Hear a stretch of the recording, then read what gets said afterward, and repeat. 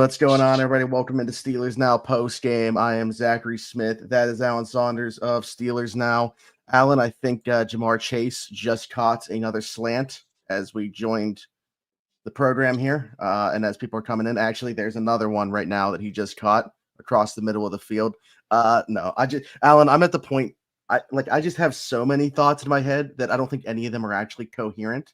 I'm basically going to be just like somebody that's in the comments, I think, tonight, and kind of need you to maybe reel me in a little bit, because I don't know that I'm actually forming anything that's coherent on this show, for a fair warning for everybody. Yeah, some of the players' kids from the Bengals were out there on the field throwing the ball around, and I'm pretty sure, someone just got wide open against the Steelers defense again. Another touchdown. Yeah, there you go. God. What a I think where I want to start with this is, please figure out before we get into talking about the why. This National Football League and these games happen too. I saw a lot of people with the take that, like, good teams win this game. That's just false. Good teams lose to bad teams all the time. The Eagles lost to the Giants last week on Thursday Night Football. The Packers, who now everyone is afraid of coming into Pittsburgh and beating the Steelers in 10 days, lost to the friggin' Cleveland Browns. Anybody can lose to anybody when they don't have their day. The Steelers didn't have their day. And there's a lot of season left. That being said, this was one of the worst defensive performances I think I've ever covered in my time covering the Pittsburgh Steelers. And that is not what you want to have when you have the most expensive defense in the NFL, and you specifically spent most of your offseason building pieces to try to defeat this offense with an all-pro quarterback, not with a guy who had to be dragged out of retirement a couple of years ago. And so on many ways, I understand why it feels like such a big-picture failure. I mean, I think that is the big thing to me. You got me on the right track already. You got me to a coherent thought, because we spent how much of this week? We dedicated a good portion of an episode talking about this being the reason that they attacked addressing the secondary was for this specific matchup. We talked about it with Braden. DB talked about it on his pregame video that he put out on his own channel. This was the conversation that everybody was having this week, was you go about business in the offseason specifically for this matchup the way that they did. And this was the result that they put on display in the first time of this matchup happening. I get it. It's a long season. This doesn't tell the story of the entire thing. However, I will say, again, going back to short weeks, Thursdays on the road against the division, I kind of feel like an idiot for not seeing this one coming against Joe Flacco and this team. Yeah, I mean, I thought it would be a close game. It was. It comes down to the very end. I wasn't expecting anything other than that. I think you get division teams together on a Thursday night, you're pretty much asking for that every time. There's very few blowouts in the AFC North, even under the best circumstances. And when you get teams playing on a short week, I think that leads itself to tighter football. I definitely wasn't expecting the offensive outburst that we saw in this game. I think that was the real surprising thing, is that, look, the Bengals offense has struggled all year, and they're, 10 days into the Joe Flacco tenure. He's out here tearing up the most expensive defense in the league. I didn't see that coming. On the other hand, I also didn't see the Steelers offense playing this well. I didn't think they'd score 30 points in this game. And I think they did some really good things, albeit against what has been a struggling Cincinnati defense that didn't have its best player. So I was not surprised it was close. It was going to be a last possession kind of game. I always felt that way. I am surprised the way it played out, though. I think they go out there and play this exact same game against, a Buffalo, a Detroit, a Kansas City, a team like that. I think I'm walking away feeling a lot better about it and just kind of being able to take away the things from the offense. Now, of course, I would still have complaints about the defense performance, but because it's Joe Flacco, because it's just seemingly like just peppering Jamar, how do you not have any answer at any point? I understand that guy is very good, but it just didn't seem like, and I actually want to get into that because I know that you put out what Mike Tomlin's answer about that was in terms of trying to throw different things at him, but just on the surface, watching live, it just seemed like there weren't enough resources, in my opinion, being dedicated to that matchup at any point. So I don't know if that's where we can go next. Of course, I want to get to the comments on what people want to be talking about, but that's, again, to me, just like an unacceptable performance from this group. And people are going to talk about the pass rush. 2.2 seconds to throw. Like, you're not going to have much of an opportunity there. It's very similar to how the Steelers were able to take Myles Garrett out of Sunday's game. They were able to do the same. Cincinnati was able to do the same thing against the Steelers pass rush. It's just he had too quick of an answer against this defense, and it didn't seem like there was any adjustment made successfully, at least, to slow it down. Yeah, I mean, they did make adjustments. There was lots of different stuff being tried out there. They tried man, they tried zone, they tried man with different guys, they tried man with a different set of guys, they tried two-man, which is sort of like man and zone at the same time. They tried to blitz, they stopped blitzing. There was no answer. The Steelers went out and spent a whole lot of money to get three cornerbacks that they thought could shut down Jamar Chase and T. Higgins, and they couldn't shut down either of them. They couldn't cover either of them, no matter what defense they called. I asked Mike Tomlin that very question in postgame, and he said, we won't be defined by this failure. But, I mean, I think in that answer says a lot. This is, I mean, it's week 5, or sorry, week 7. Like that, they played 6 games. Like there's lots of season to go. Yeah, and I don't think anybody should be writing anyone at this point of the year, except for like maybe Cleveland. But like, I don't know how you can. I got to go over the tape, obviously, but like, I don't know how you can look at what happened here on defense and feel like there's an answer there that, oh, if they had just called this or if they had just done this different. I mean, they just got cooked up and down the field. Like I don't. There's no defensive scheme that works when you don't cover anybody all day long. They didn't cover Noah Fant and Andre Yoshivas very well either. Like those guys cooked them too. I know. Chase Brown with a big drop. Who knows what that play turns into? I mean, they didn't have an answer for anything that Cincinnati did offensively. Like, certainly, like I'm not saying the coaching staff doesn't bear responsibility for what happened here, but I think when you talk about spinning it forward and like, how do you fix it? I don't know. Like, I'm not saying it can't be fixed, but I don't see an easy one in terms of, now look, you don't get this matchup every week. Like you're not going to see. I mean, Green Bay has good wide receivers, but they don't have anybody as good as either of these guys. Sure. So you're not going to be tested in this way very often.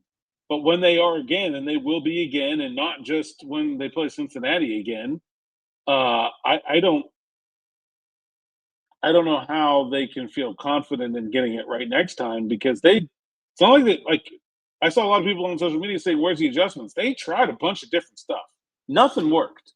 That's why I included the word successfully in saying that. I understand that they tried to do different things. And I actually wanted to, ask you briefly about what Tomlin had to say about that. But also, I think Joey spoke after the game as well about, like, just how deflating it is when it is that side of the ball, the reason that they lose.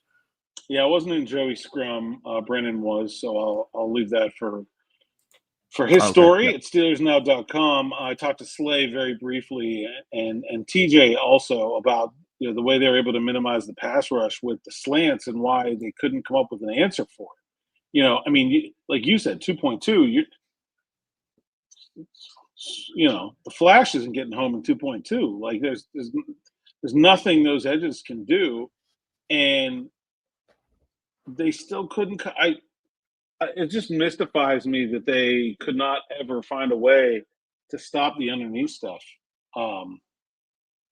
But they didn't seem to have any answers either. Not right now. And like, that was the big thing, obviously, because they just, when you throw it as many times as they did, nearly 50 times with Joe Flacco, and seemingly every play heading in a positive direction, that's what's going to be the takeaway. But They had success running the ball for the first time this season as well against the Steelers early in this game. They didn't have to. Like, they would have been completely fine if they weren't able to run the football because of what they were able to do through the air. But I don't know. What's the concern level there with them also getting loose in the run game when they needed to as well early on? Yeah, I mean, you get them in. I feel like it was all tied together. They were having a hard time getting the pass game covered up, and so they started dialing up some different and more unique blitzes, trying to create some pressure, trying to create some confusion, and you get hit when you start doing that. And they're running against the blitz and doing it, and that's, you're trying to force a play because you're not making them, and then you give up a big play the other way, and that's what happens. I thought they blitzed too much in general. You're not gonna fool Flacco, and they weren't covering. I felt like they just needed to play better coverage, but they just I don't know, they just couldn't get to it for whatever reason. I mean, that's another thing that we talked about all week is you're going to have to be able to get there with 4, and even if you're not getting there, it at least leaves you 7 guys in coverage and being able to allocate those resources to shutting down those receivers. I mean, there were 7 guys in coverage a good bit, but it never felt like it, did it? No, certainly not watching live. No, absolutely not. I mean, again, watching live is the big part of this here, but yeah, we'll learn some more when we look at the tape. But like, man, oof. Did you feel like anybody played well on that side of the ball? First viewing. Keanu Benton, Cam Hayward. I think all the runs were outside. There's nothing really up the middle. They did get some interior pressure. Yeah. I didn't think TJ played badly. Yeah. I thought he was fine. Set the edge well. That might be the list. Peyton Wilson, I guess, was okay out there. I didn't notice him very much. So probably pretty good. Yeah, I'm really dreading watching this one back, but I got to. We got $5 here from Dick Cheney. Appreciate that. First live, been listening to y'all since day one. Appreciate you guys. Great show. Ooh, I'll be honest. The reason that I paused there, I was trying to think of like a hunting joke or something to come up with, but it wasn't. It's late. I'm not feeling great about what I just watched, so nothing was coming to mind. But if the comments would like to chime in, please feel free to do so. Diego kind of agreeing here, blitzed the whole game, didn't get 1 sack off of them to show for it. So kind of going along with you feeling like they blitzed too much in this one.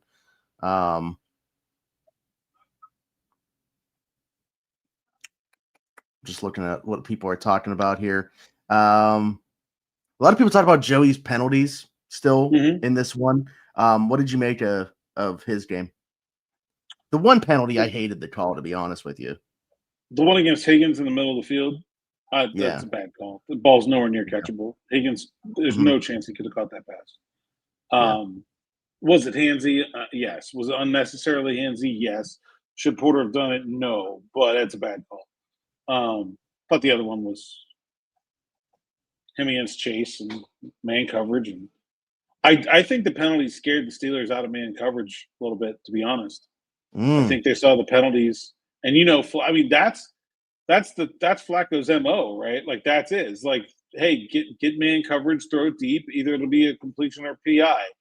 And I feel like a couple of those happened, and it kind of scared. And then Ramsey gets torched for a touchdown by Chase. And the combination of those things, I think it scared him out of man. I honestly feel like they very quickly in this game lost faith in their own ability to man cover these guys. And it's hard to say they were wrong. Yeah. That did not occur to me. Very well could be right. I'd be curious as to the answers from those guys on those questions.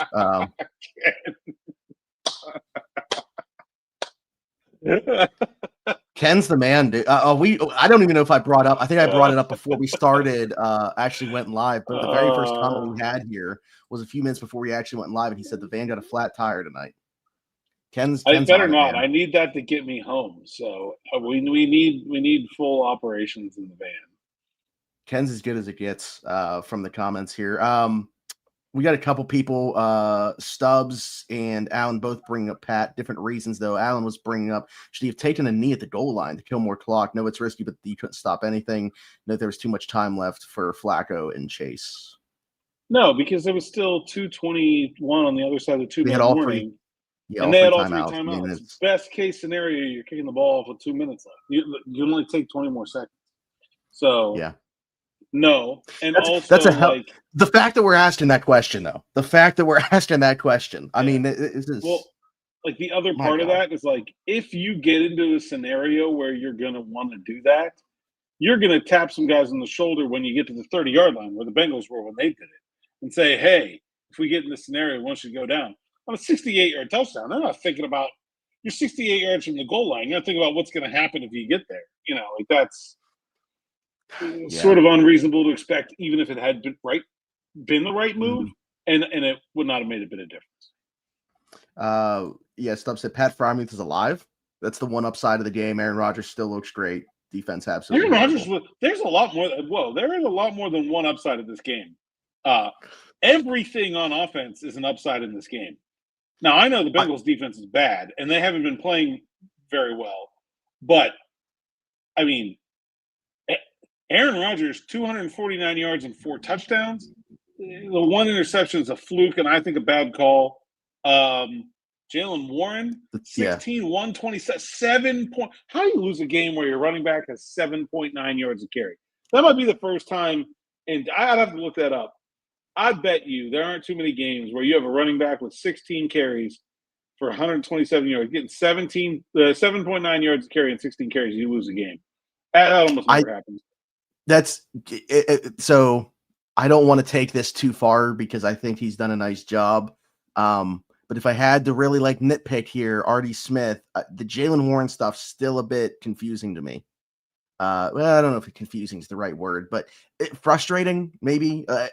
He gets into a rhythm. He'll have 4 carries in a row where he's popping off 8 to 10 yards a touch, and then you don't see him for a series of plays, and then they end up getting off the field. It's not so much the totality of how much he's out there.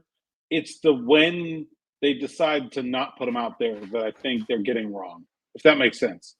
I'm perfectly fine with Kenny Gainwell's snap share. Honestly, expecting to see some of Caleb Johnson in this game and didn't, and would have been okay with it. I was okay with all that. But the one drive, the drive where it ends in Freiermuth's first touchdown, 4 straight plays, Warren goes 5, 6, 25, 2, and then it's 5 straight passes. And it's like, what? Even if you want to take Warren out, even if you say 4 plays in a row, one of them was a big gain, maybe he's a little gassed. Go run Gainwell. Go run Jonnu Smith on a jet. Why are you getting away from a running game that's cooking at that moment? Bring Caleb Johnson. That's what he's here for. The fake Jonnu jet stream to Darnell. I was literally laughing. By the way, if they just hand the jet to Jonnu, it's like a 4 or 5 yard gain, which is exactly what they needed.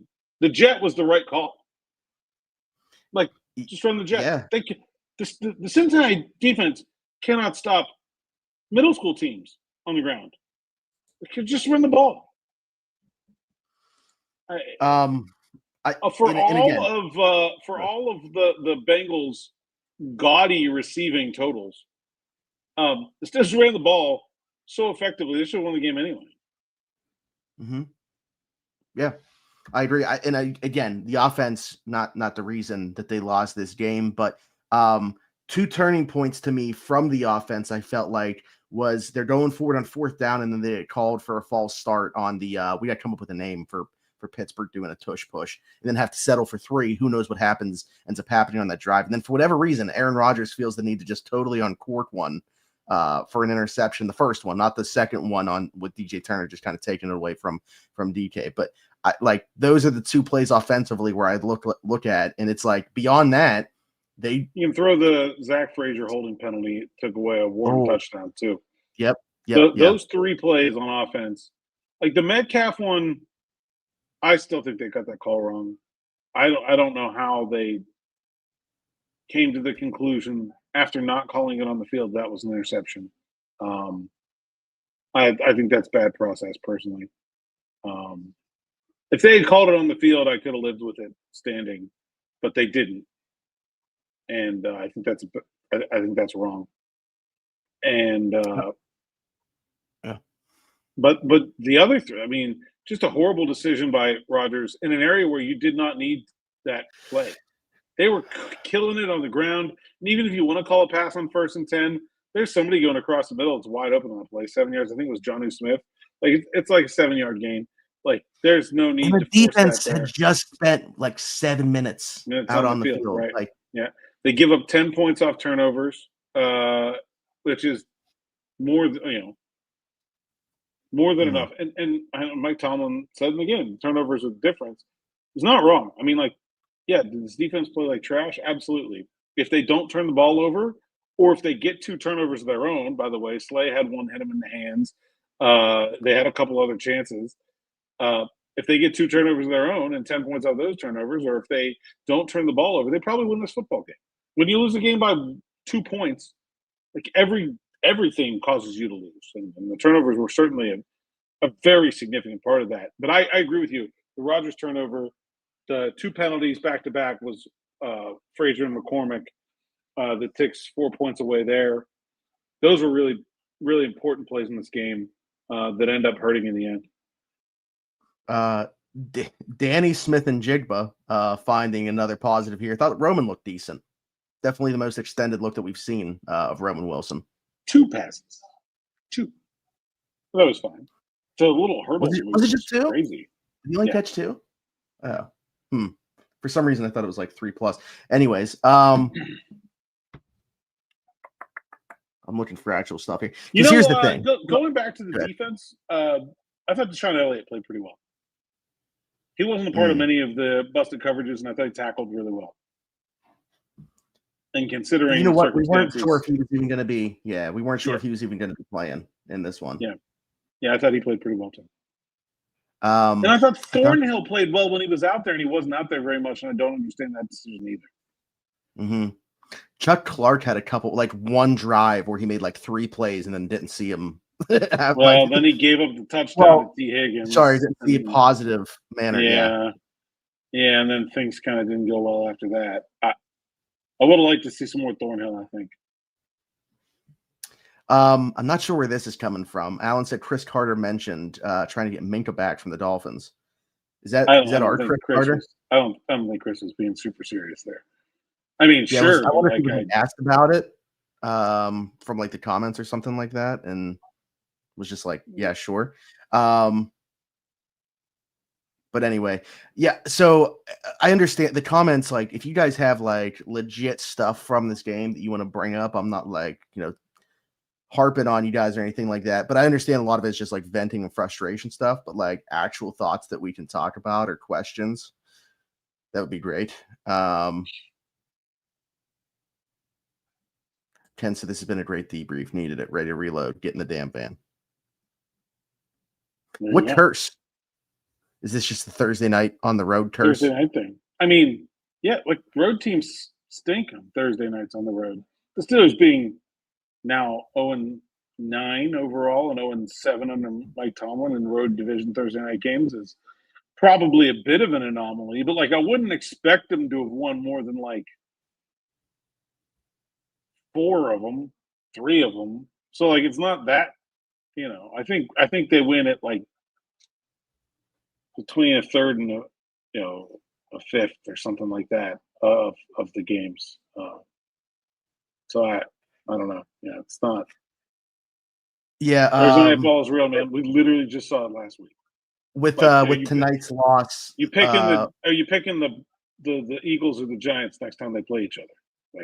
Like, well, yeah. So I was actually just looking at that because I was going back through. So 2 and 5 are the away teams on Thursday Night Football now after this result. tonight this season. So, yeah, it's a tough one. Why does Tomlin continue to run zone variation? Oh, it disappeared. Why does Tomlin continue to run those zone variations that don't work? I mean, there are some things the Steelers do that not a lot of teams do. In terms of like the spot drop cover three that I don't love. I don't think that's what killed them in this game, though. That's more of like a stop the run kind of look. I mean, they might have done it a little bit tonight. I don't think that's. I mean, they're getting cooked by man. I think I saw some quarters. I know I saw some two man. I saw some straight up like so many plays to play defense. I think they tried almost all of them. I was just sorry. I was looking out my window because I think Jamar Chase just ran past with the ball in his hands. Yeah. I got to laugh so I don't cry. Jamie said so many games running backs getting 30 plus touches. If Warren gets in that area, we're looking at over 250 yards. Hey. Well, yeah, but I mean, the Steelers only had the ball 54 times. So you're not going to have one guy get 30 touches if you don't run more plays. And yeah, I thought the offense was pretty good. I mean, he had 20 touches in this game. It's not that far from where I feel like they should be. I just think it's more about the rhythm than the total number. Also, like, it's a Thursday night. You just played a game 4 days ago. Like, I don't feel the need to overwork. I fully appreciate the big picture and the workload totality and trying to split up the reps. I don't have any problem with Kenny Gainwell taking a whole series here and there, or Caleb Johnson doing the same thing. I just felt like they sapped some of their own momentum when he came out of the game when things were working. Yeah, Caleb Johnson, by the way, he didn't play, right? I mean, certainly didn't have a touch, but I don't think he even played an offensive snap. Might have been on a kickoff up back. I don't know. Yeah, I don't think so. I don't think he played at all. Anthony felt like the linebackers were not flying around tonight like they have the past few games. Man, I need to look at this more, but I felt like Joe Flacco was really doing a good job of manipulating them with his eyes and looking them off, and like the Fant touchdown. Yeah, somebody gets picked, but like Queen gets looked off pretty badly. I feel like that was happening a bunch. Early on, I thought they were doing good. Like first quarter, I felt like the safeties were coming downhill and they were tackling the catch nicely. That's what you're supposed to do when you're playing that spot drop cover three. By the way, you're supposed to give up 5 yards. Like you're knowingly giving up 5 yards. You're saying we think we can get to the passer. If we can't get to the passer, we're going to give up 5 yards. And I felt like the Bengals made some adjustments. They didn't throw over the middle anymore. Like they kind of took the linebackers out of it a little bit. They did some stuff moving the tight ends to the edges, which make it hard to play that way. And then they just kind of got Chase on some slants. And like, look, linebackers aren't going to tackle very well against Jamar Chase. I mean, you catch him not looking, you can hit him hard, but he's a shifty dude. I don't want my linebackers on him in space. Even Higgins. I mean, he's not shifty either, but he's fast. Run away from him. Caleb Johnson was one of 3 Steelers that did not leave the sideline. Mason Rudolph and Asazi Tomola were the other 2. Wow. Good company. I saw this thought a lot that Aaron just put in here. Reminded me of games when Brady handled us because all we played was zone defense, got no pressure on the quarterback. I saw a lot of people saying it did feel reminiscent of like playing those Patriots teams, the way that Flacco was operating. I mean, I can agree with some of that, but it was not just zone defense. There's a lot of man out there. And the man was getting cooked worse than the zone, I think. Like, it was not better. It was worse. I don't love all their zone choices, but, like, I felt like two-man was the perfect defense for them in this game. I know they got to it in the second half a couple times, and I saw it get beat too. Like, I don't know. This is why I was thrown off about the Roman thing. One of his receptions had called back on a penalty. It was the Broderick Holding call on. Okay, yeah, yeah.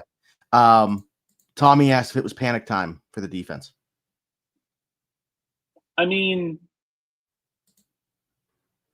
that's a good question. I think it's a little early for panic. I'll say significant concern. Because it's not like this was some kind of one-off. Like, you can draw the line through the inability to stop the run from the Jets and the Seahawks. You can draw a line through getting eaten up by the underneath routes from the Patriots and the Vikings. And you can draw a line through now 2 games in a row without a turnover. Several teams that have been able to get the ball out quickly and minimize the impact of the edge rushers. There's a lot of negative that is piling up against the Steelers defense right now. Significant concern. I don't know about panic, but significant concern. Pittsburgh Hockey Now says our team won tonight. Haha. Yes. Late night Penguins, by the way, defeating the LA Kings for anybody that cares. Which I do.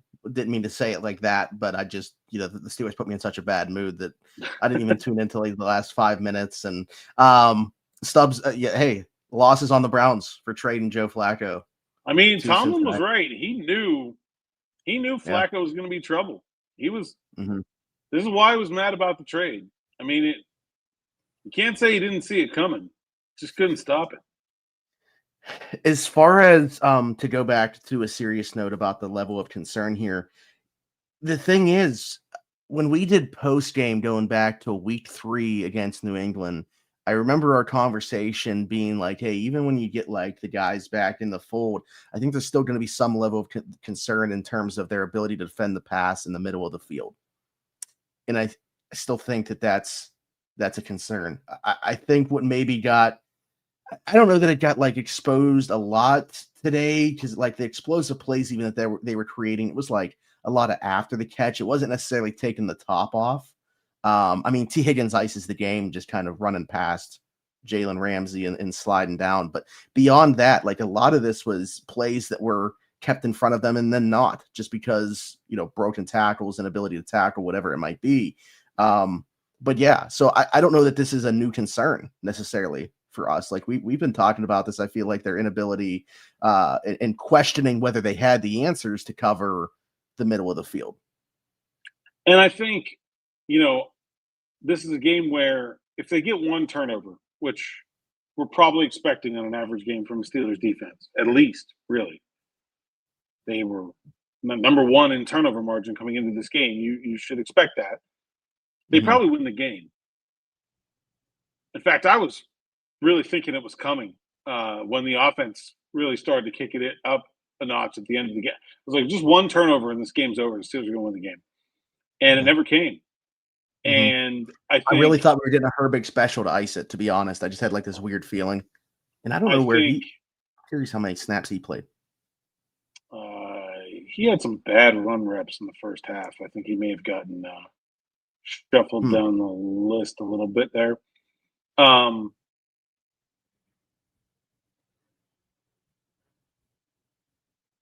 If they get a turnover in this game and win it, I feel like some of those turnovers over the course of the season have kind of masked some of this stuff that's been there all along. And sure, it's not unreasonable to say that they should just be able to get some turnovers and win some games. They should. Like I said, Slay got one thrown right to him. You got to catch him. And that's 2 games in a row where the DBs didn't. But yeah, I don't know how you feel good about this secondary right now going up against top receivers. Anywhere, really, but over the middle, especially. And they're going to face some really good offenses coming up. And whether, obviously, you're not necessarily the same in terms of the receiving talent, but just in terms of offensive talent that they got. Obviously, Green Bay, Indy, LA, the next 3 of the next game. So, Yeah, they're going to get tested. 499 here from Justin. So glad our offense scored those last 2 touchdowns. They're really exciting to watch. It was silver lining and a bummer result. Justin, I guess, just appreciating the fact that we finally got like a shootout type game. I guess here we appreciate the 99 there from Justin. I saw a couple people bring up this point too. That M4561 you did. Anyone think Cam and TJ are old and tired and not going to be great on 4 days rest? Not just with those two, but I saw a lot of people throwing that out there, like obviously Darius Slay, Jalen Ramsey. Is this team just like not built maybe to play on a short week? I mean, I think in general, when you look at the Steelers' struggles on Thursday Night Football, I mean, think about the way the Steelers play. They're a physical brand of football. It takes an exacting toll on their bodies. They're not out here playing like the 2000 St. Louis Rams, right? Like they're doing a different thing. They want to win with physicality on both sides of the ball. I think teams built like that. I bet the Detroit Lions aren't great on Thursday Night Football either. Like you understand what I'm saying? And so I think there's teams like that are gonna struggle on Thursday night, and the Steelers are the oldest team in the NFL. So I think the older teams are gonna struggle as well. Yeah, I am curious about the difference. When you said that, like specifically about the Lions, are you talking Thursday night in or you mean on the road? No, I mean just like in general. Like the road thing is, I mean the samples are so small. I mean, I just think in general, Thursday nights are going to be a struggle for older teams, and Thursday nights are going to be a struggle for more physical teams because it takes more out of them.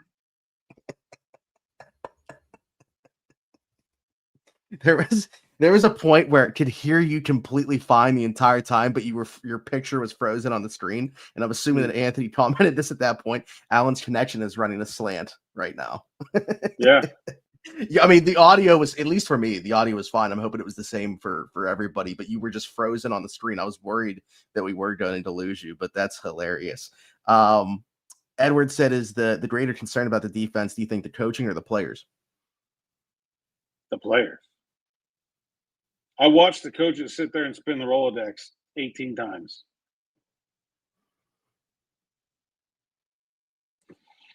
Sure, there's always other stuff you can try. At some point, somebody's going to make a play. Yeah, I was wondering if we should try seeing like if DK could play corner. Yeah, I mean, maybe have I'll be honest. Russ Flacco. Here's something you could talk about if you want to talk about that. I did not think they lost anything, and in fact, might have been slightly better when Brandon Echols was in the game. I mean, I saw there were at least 2 incompletions to Jamar Chase when Brandon Echols was covering him, or closest to. I think they might have been a little bit better with Echols out there. So I don't know. Maybe that's something you can try. Yeah, I don't know what that says in which direction, but yeah. I don't know.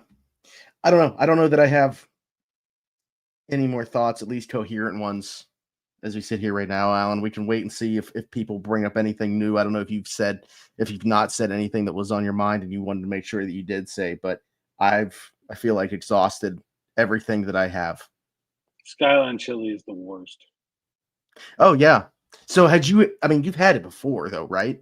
Like I eat it every time I'm here just to remind myself that this city has inflicted that culinary terror upon this country. And it's a shame because I actually kind of like Cincinnati. Despite my overall disdain for the state of Ohio. Really? Yeah, it's a nice city. So what is it about that you like then? It's almost got like a very similar to Pittsburgh kind of vibe. You got the river. It's got some hills. It's got a really nice downtown. It's got a lot of ethnic like neighborhoods, and like there's really good German food, good beer. I dig Cincinnati in general, but the chili is like it's a war crime. That's you cannot feed Cincinnati chili to prisoners of war under the Geneva Conventions. That doesn't qualify as food. Time out. I'm assuming that you have since saw the clip. I'm glad that this just got brought up. But Broderick tackling Aaron Rodgers and his reaction to it. What in the world was that? I need questions asked about this. Broderick declined to speak to the media after the game. I tried to talk to him. Okay. Nice. I didn't ask Aaron about it because I hadn't seen it yet when I was in there. I Mm, didn't see it until I went in the locker room. okay, I mean, man, wild, kind of funny, kind of not funny. Like, it could have been very bad. I mean, imagine Aaron like breaks his collarbone or something with that happening. Like, God. I mean, I get it. There was no ill intent, obviously, from Broderick, but man, this is I just where mean, like being the big goofy guy kind of can come back to backfire this on is you. also where having a 41-year-old quarterback can kind of come back to haunt you. I mean, most quarterbacks can celebrate with their offensive line safety. Yeah, I mean, Aaron's taken his fair share of blindside hits. I'm not sure how many he's taken celebrating a touchdown From from his his own own offensive left lineman, tackle. from his own left tackle. Um, Jamie, you mentioned Brandon Eccles. Jamie said would like to see more of James Pierre. I mean, I think that's a little drastic, but he's been good when he's been called upon. You mentioned how many different things that they tried doing in this game tonight. I don't remember seeing Pierre as part of that. No, he didn't have a defensive snap. Eccles had a good chunk there in the second half. Yeah. I feel like there was something as you were talking there that I wanted to bring up. I don't remember if it was about the chili, about Cincinnati. Dang it. I lost it. You've broken, Smitty. Yeah. I mean, listen, I wake up in less than 6 hours for work. So I've been long gone. I'm here, but I'm not. But yeah, I don't know. Anything to close out this, Alan? No, I mean, I think 10 days will do him very good. And like I said, big bad Green Bay Packers come to town carrying the loss to the Cleveland Browns. These kind of things happen. It'll be more about how they respond to it than that it happened, which is inevitable in the NFL.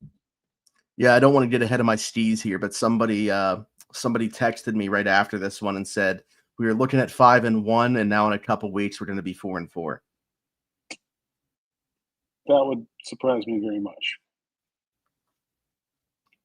Justin here, I appreciate this finishing out. Give you guys a couple positives. Boswell looked great as usual. Kickoff return team. Yeah, Chuck they had Clark, a couple really nice kickoff returns. That's a good shot, Justin. All the way out to 40 on one from Kenny Gainwell. Yeah, I think Keyshawn's been a little shot in the arm for the return game as well. And then Boswell on the one kickoff did, like, you saw Tomlin like smiling. He was super excited because he got him like land in the zone, but then went into the end zone. They had to kneel it in the end zone. You end up getting at the 20, but then immediately Chase Brown gets like an 11-yard run and they're set up from where they would have been anyways. And it's like same thing with Corliss like, Waitman had a really nice punt down to the 10, and then yeah, was that when they give up the zone read to Flacco? Like, it's like, oh yes, yeah. Oh man, yeah. This game had a little bit of everything, huh? Yeah. Except the Steelers' defensive takeaway. Steelers defense in general, really. Yeah.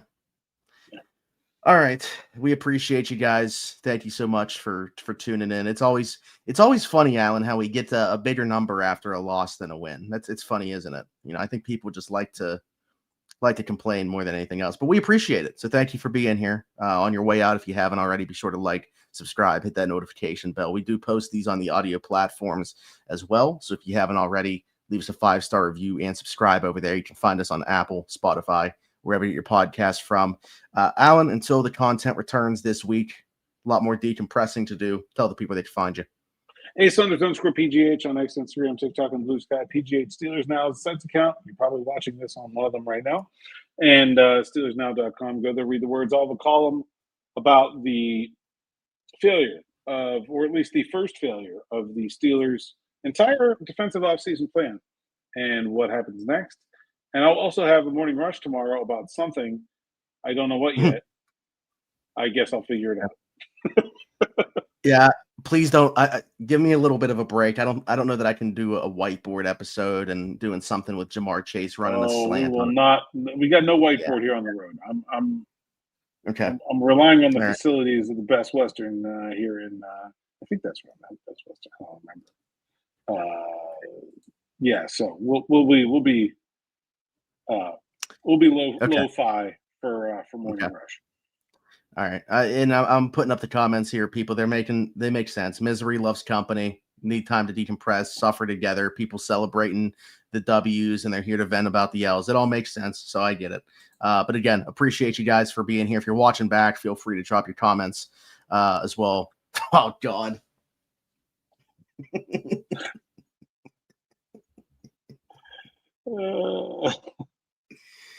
Yeah, see, if we could have wrapped up like 30 seconds ago, this could have been a comment that came in after we were done, and you wouldn't have seen the live reaction. So, but yeah, great to end it on that. Follow me everywhere, Zachary Smith, PGH, by the way, if you have not already. Thank you, El Jefe, for ending us on that. We'll see you guys this week. Morning rush, afternoon drive, Steelers night shift, Pelosi Pick'em. It's all back on the channel. So stay tuned for all of that and more. Appreciate you guys. We'll see you next time.